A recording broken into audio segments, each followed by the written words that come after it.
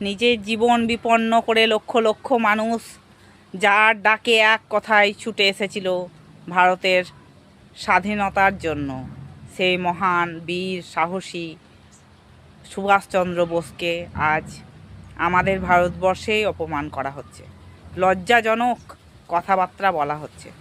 আমাদের সত্যি লজ্জা করা উচিত।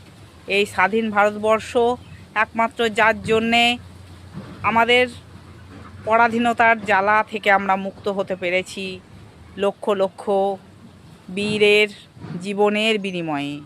সেই যে স্বাধীনতা, সেই স্বাধীনতা কথাটা আর আমরা আজকে মান্যতা দিতে পারছি না। সুভাষচন্দ্র বসুকে আমরা অপমান করছি।